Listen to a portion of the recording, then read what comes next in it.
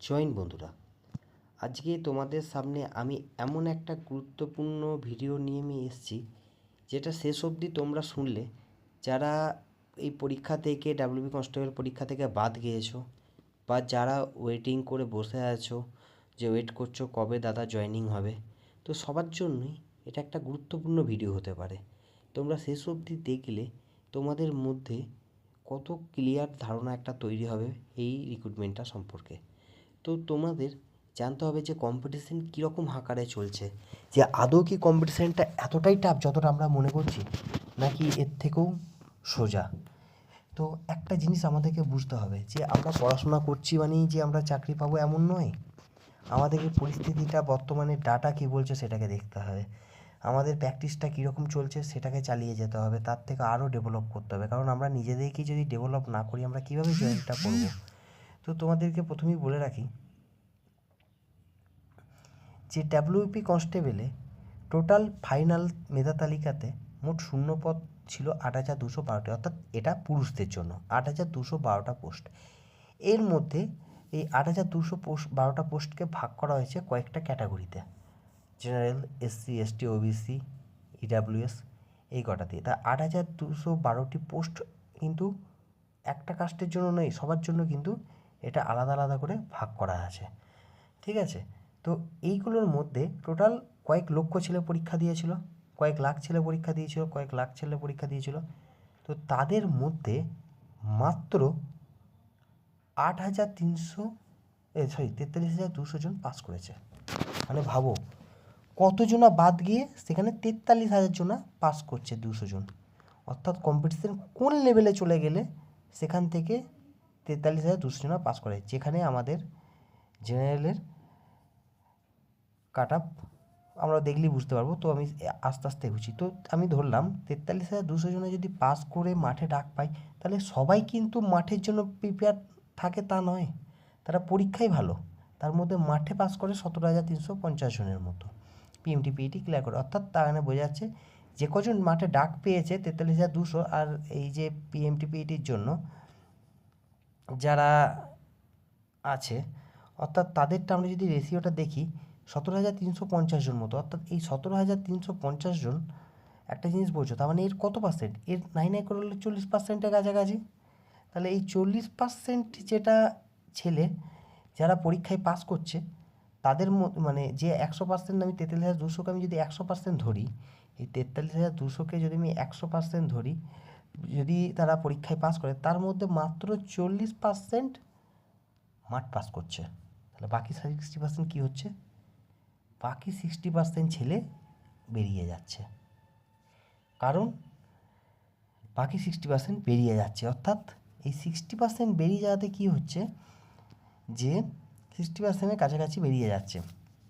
তো তারা পরীক্ষার জন্য তারা খুব ভালো, কিন্তু মাঠ প্রিপারেশন নেই। তাই আমি এটা বলছি, যারা এবারে বাদ গেছো মাঠে, তো তাদেরকে বলছি শুধু পরীক্ষার জন্য পড়াশোনা করলে হবে না, তোমাকে এক্সামের সাথে সাথে, রিটেন এক্সামের সাথে সাথে তোমাদেরকে রানিংটাও প্র্যাকটিস করতে হবে, কারণ দুটোই মোস্ট ইম্পর্ট্যান্ট।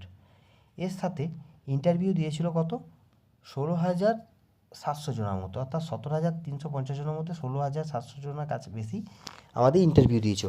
তাহলে বাদ গেছিলো কজন, 500 জন। তার মানে আমরা এটাও দেখতে পাচ্ছি যে কম্পিটিশানে যতজনাই আমরা পিএমটি পিইটির পর আমরা দেখি না কেন, অনেকজনেই 2-3টে চাকরির জন্য চেষ্টা করছে এখনকার দিনে। তো এর মধ্যে যাদের হয়ে যাচ্ছে তাদের হয়তো এই 500 জনে কেন অনুপস্থিত, তাদের কি চাকরি দরকার নেই? অবশ্যই দরকার আছে। তাহলে কেন তারা অনুপস্থিত? কারণটা হলো তারাও কোনো না কোনো চাকরি পেয়ে গেছে, অর্থাৎ সে সময় জিডি চলছিল, কেউ এসএসসি সিএইচএসএল দিচ্ছিল, সিজিএল দিচ্ছিল। তো তারা নানা রকম চাকরিতে পেয়ে যাতে 500 জন অনুপস্থিত ছিল। অনেকে মাঠে যাওয়ার পর কম নাম্বার থাকলে ডিমোটিভেট হয়ে যায়। তো দেখো কিন্তু 500 জন মতো কিন্তু কোনো অনুপস্থিত হয়ে যাচ্ছে, শেষ পর্যন্ত দেখতে গিয়ে দেখবে ইন্টারভিউ দেওয়ার পরও কতজন জয়েন করছে না। তো এটাই হয় রেশিওটা। তো ফাইনাল মেরিট লিস্ট থেকে তাহলে বাদ যাবে কতজন, তাহলে 8,488 জন মতো বাদ যাবে। তো এখানে একটা জিনিস আমরা যেটা সেটা হচ্ছে যে প্রতিযোগিতা দিয়ে লাস্ট অবধি কোথায় গিয়ে দাঁড়াচ্ছে, 2:1 অনুপাতে, অর্থাৎ দুটো ছেলের মধ্যে একটা ছেলে চাকরি পাবে। তাহলে বোঝো কোথায় লাখ থেকে শুরু হয়েছে, লাখ কোথায় লাখ থেকে শুরু হয়েছে, সেখান থেকে আসছে 2 জন। তাহলে বোঝো কীভাবে যে আস্তে আস্তে আস্তে আস্তে বেরিয়ে যাচ্ছে। তার মানে তোমাকে বর্তমান যুগে দাঁড়িয়ে কীরকমভাবে প্র্যাকটিসটা তোমাকে চালিয়ে যেতে হবে। মেয়েদের ক্ষেত্রেও ঠিক সেম।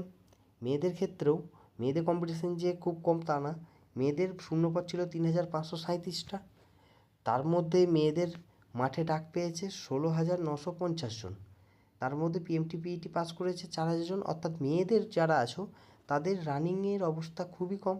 যে কটা তুমি দেখতে পাবে রানিংয়ে পাস করেছে, অর্থাৎ 4,000 জন কাছাকাছি রানিংয়ে পাস করেছে, এই 4,000 জনের মধ্যে 3,537টা পোস্ট, অর্থাৎ 463 জনা বাদ যাবে। বাকি যতজনা পাস করেছে সব কটাই চাকরি পেয়ে যাবে।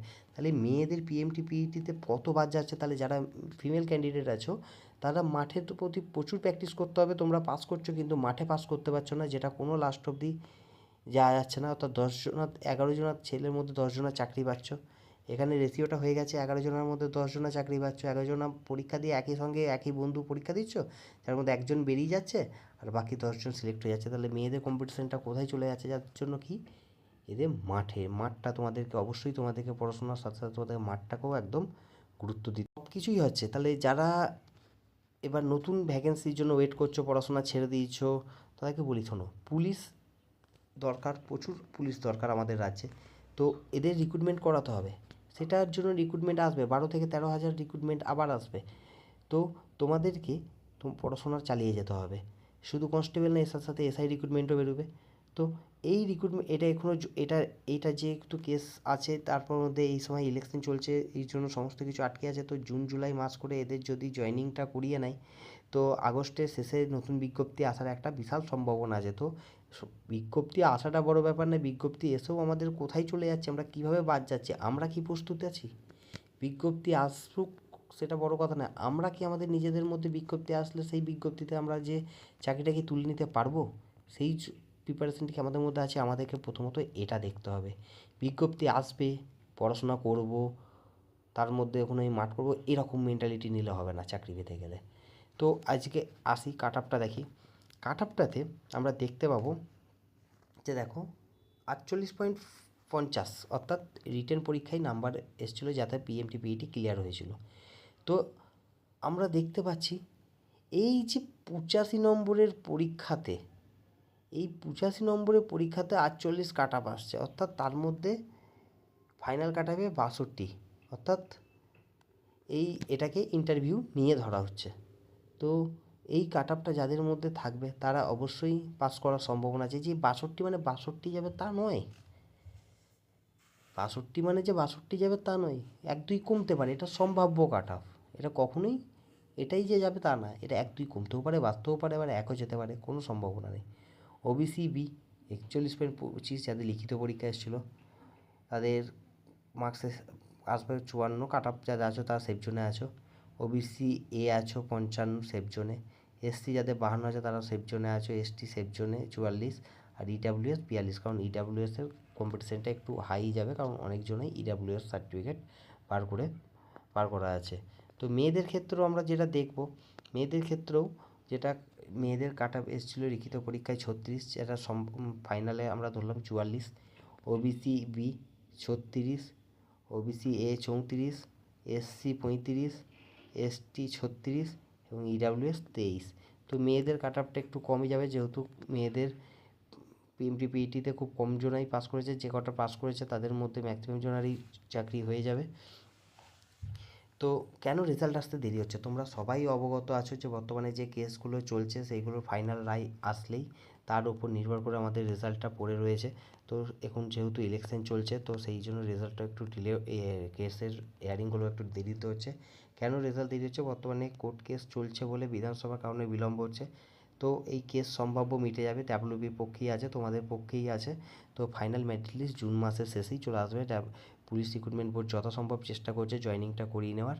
তো যেহেতু এখন ইলেকশনের টাইম, এই সময় প্রচুর চাপে আছে।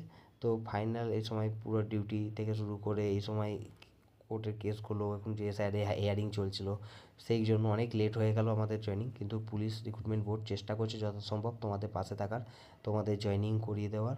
তো দেখা যাক জুন মাসের শেষের দিক করে তোমাদের জয়েনিং হয়ে যেতে পারে কোর্টের রায় মিটে গেলে। তো ঠিক আছে, অবশ্যই আমাকে লাইক, সাবস্ক্রাইব এবং কমেন্ট করবা তোমাদের যে কোনো সমস্যার জন্য আমি সবসময় তোমাদের পাশে আছি। ঠিক আছে।